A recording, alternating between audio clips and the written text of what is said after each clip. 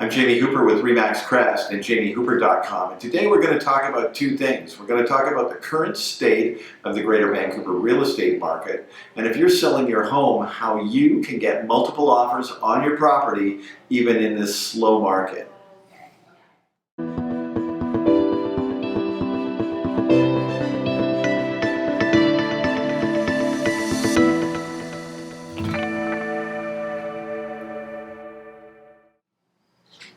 As I said in the introduction, today I want to talk about a couple of things. I want to talk about what's going on in the real estate market, and then I want to tell you about some real life experiences we've had selling properties with multiple offers, even in these slow times.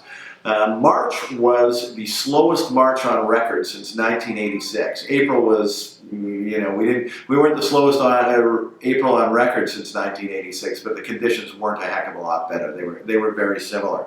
So, to give you an example, we've got sales down. The sales were down, and this is for the entire Greater Vancouver region. Sales were down 29% April of 2019 over April of 2018. And remember, April of 2018 were no great shakes either. Also, the April statistics for the 10-year average were 43% below the 10-year average. So market conditions aren't great. We've got rising inventories everywhere, and the reason inventories are rising, it's not that everyone's thinking, oh, we should abandon this market or run away and cash out. It's just that nothing's selling. Homes are sitting on the market a lot longer than the average than they ever had. Average selling times are up. It's kind of like if you kept buying food and loading up your refrigerator, but you weren't eating any of it.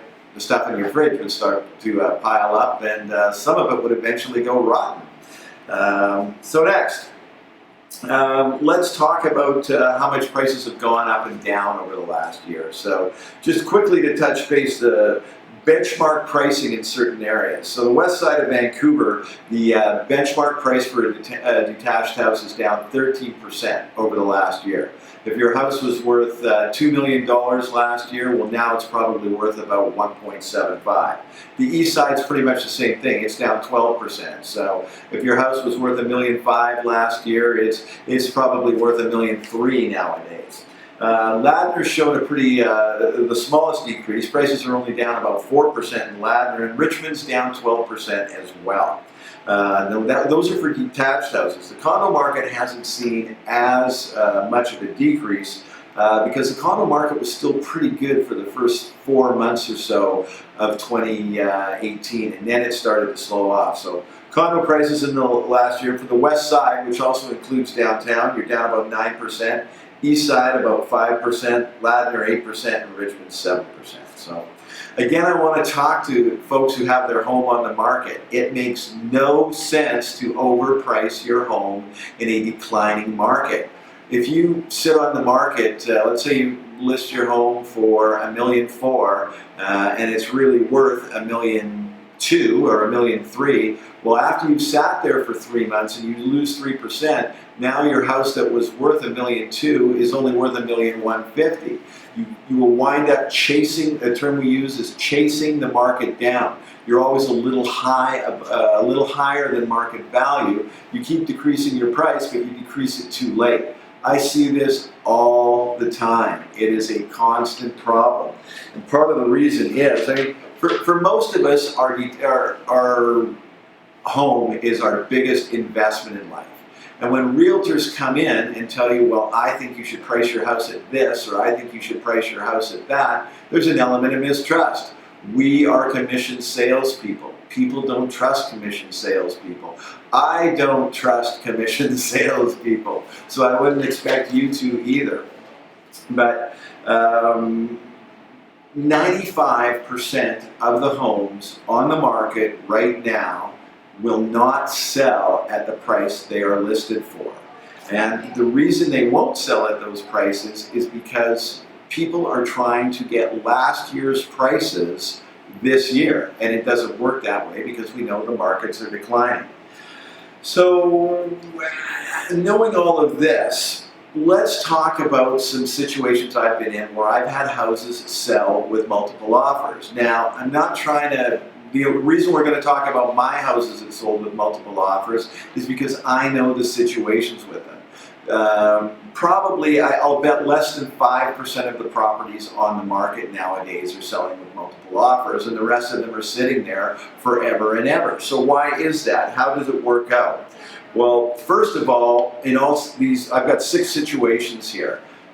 In all of these situations, I had a relationship with the seller where the sellers trusted me. They had worked with me before and they understood it. And then I backed things up with hard evidence. So when I went in to talk to them,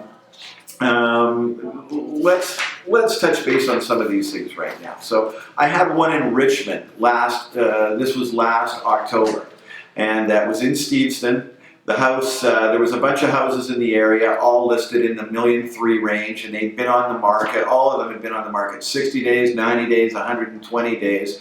And that was because places the spring before, in the spring of 2018, had been selling in the $1.3 million range. So these people 6 months later want to get the same price. I mean, you can want whatever you want, but that wasn't reality. Prices had gone down to that point. So our seller, we had a relationship with them. We went in and listed our house at $1,199,000 or $1,2 million. Everything else was listed at $1,3 million. Well, we got 6 offers on this house, and we got $50,000 above asking, and we got $1,250,000 on that home. We sold it in 3 days with 6 offers. Another one on Arbutus Street just a couple of months ago on the west side of Vancouver. We listed it at 1.9 and it sold for 2.1 in 4 days.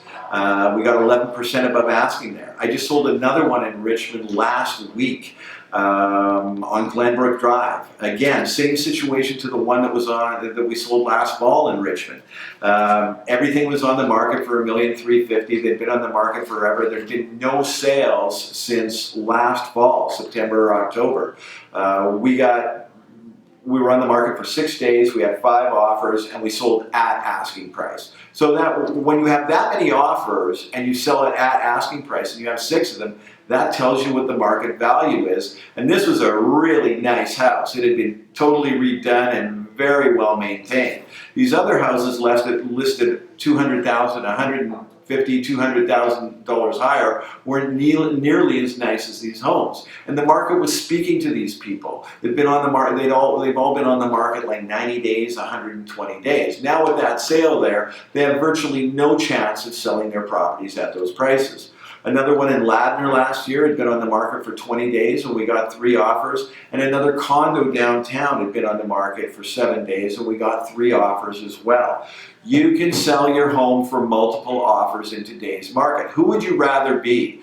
The person who sells their home quickly and gets it over with and doesn't have the hassle of selling their home. Having people tripping through your home for 3 months, coming in for 5 minutes after you've cleaned it all day, gotten it ready, and walk right out because they have no interest, can wear on you over time, or it should wear on you over time. What are we going to talk about next? We already spoke about that I feel, my personal opinion is that 95% of the houses that are currently on the market won't sell at those prices. What else we got here? Sorry, I skipped over and I jumped over a part I wasn't supposed to go through. Here's something, when I was talking about the salesman part, about how I don't like commission sales people either. Here's my example of it. I hate going into clothing stores. I don't like going in there and having someone jump all over me and start showing me things.